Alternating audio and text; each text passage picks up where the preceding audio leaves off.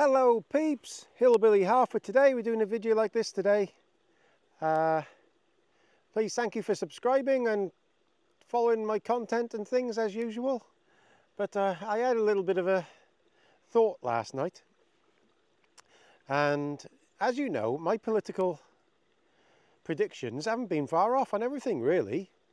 Don't get me wrong, you get a few wrong, but they're pretty close.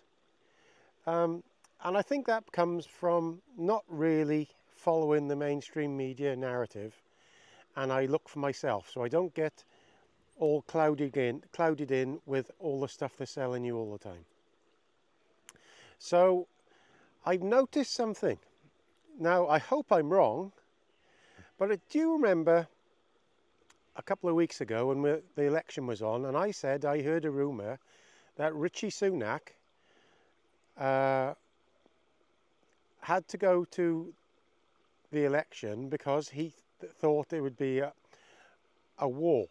The UK would be entering a war, and he didn't want to be a Prime Minister in charge that hasn't been elected, a war Prime Minister. Now, I've kept that in the back of my mind, and yesterday I just happened to be watching TV, and I saw that press conference of Starmer. So they went to Blenheim Palace, I think it was, all these EU leaders talking about Russia, Ukraine. The Ukrainian leader was there. And the week before the Trump assassination, lots of these leaders were in America having a big conference, meeting Joe Biden and that sort of thing. Now, instantly, my brain thinks different to most people because I follow this for so long. I thought to myself, oh, that is very suspicious. Now, forgetting about everything else, just think about the Trump assassination. So a week before the Trump assassination attempt, lots of these leaders had gone to America and were discussing things about the Ukraine war. And even before that, 3 weeks before that, Joe Biden signed a deal with the EU leaders allowing funding for 10 years more for the Ukraine war. So that's a bit weird, isn't it? Having funding for 10 years for a war. When you think that the World War II only lasted for, was it 4 years or maybe 5? So there's more going on here than we realise. So what they were afraid of Trump coming in. Now, forgetting what side you're on with Trump, I totally accept some don't like him and some do. This is just talking about the subject. From what I can see of it all, Trump seems to be he's not a warmonger. So he doesn't like war, and it seems like, just from my own personal looking at what he was like when he was in charge, he's going to try to stop this war in some way or other by having talks with Putin or whatever. So that's in his mind, and he doesn't want to fund all this Ukrainian war.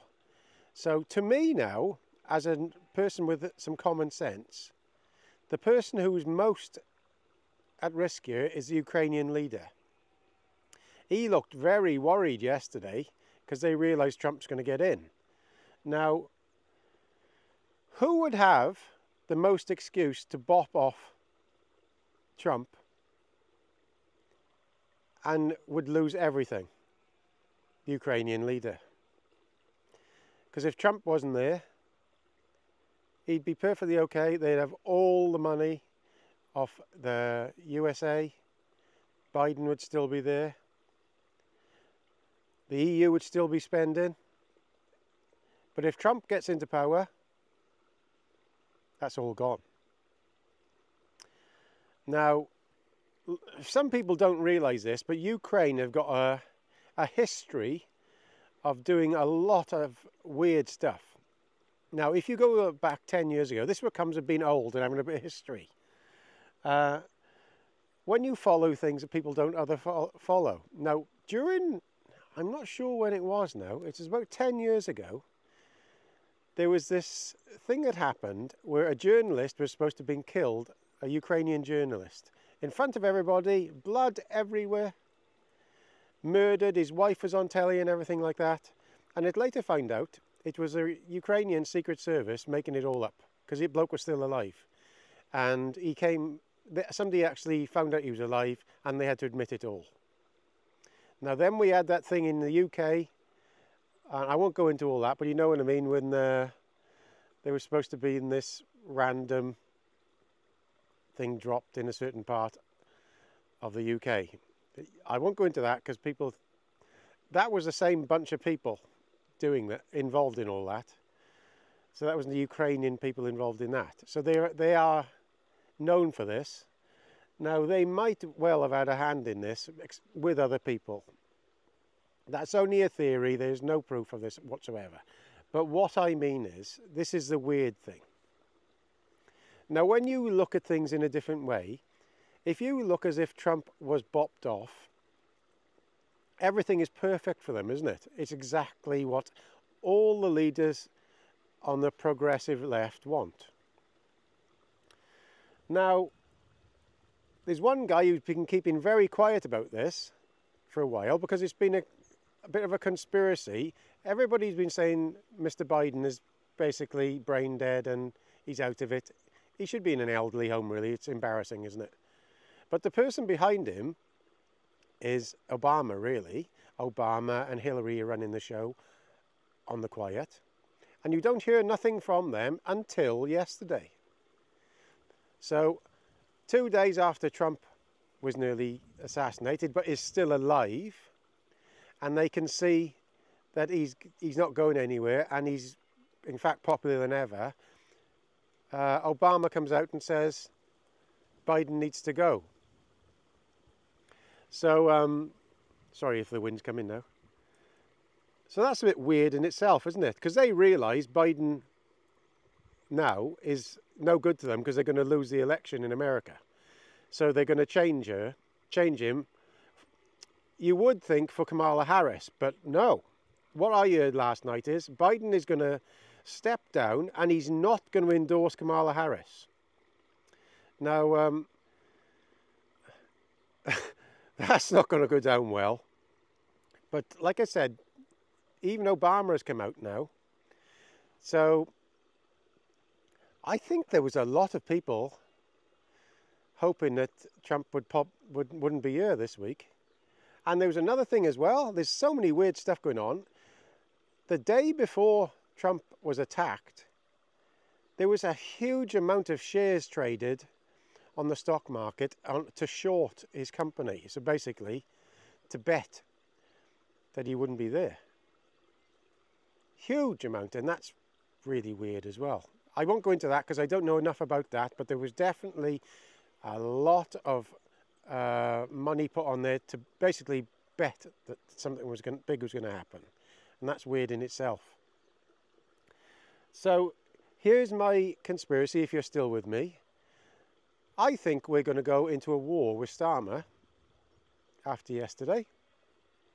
I think Europe have decided they're going to go full-blown in with Ukraine and take on Russia to try and push them back to where they started.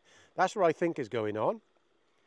Our security services and the American security service are all involved in this, and the biggest threat to all this was Trump.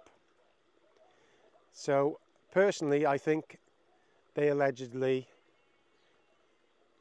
conspired to try and bop him off. That's what I think's happened. Now, a few days after that, of course, he's still alive and he's more popular than ever. And these lot have all had a meeting yesterday. And the Ukrainian guy looked absolutely terrified. He looked terrified. And forgetting this, just on a short thing, remember there's been no elections in Ukraine since this happened. There's supposed to be elections. There's been no elections. So this lot are... I think they're going to go for a war against Russia myself. And I think that's why the election was called in the UK and in France. So that's Gaz's thoughts for today. I know it's a bit of a somber one. I'm pretty good at my things usually because I look at things in a different way. I'm not tied to anybody and nobody talks into my ear. I just look myself. And so look out. I'm a little bit worried about this. I think we could all end up, Europe could be ending up joining with Ukraine in a big way now. And I mean, not from the sidelines, I mean in getting involved in with troops, planes, everything, which is quite worrying because China and Russia are together and lots of the Arab countries as well. So that's Gaz's thought today. I bumbled on and off really, but watch out for this because I genuinely think that's what's going to happen. So please comment, rate and subscribe to hear more from the Hillbilly Halfwit. Ta-da! Bit somber today.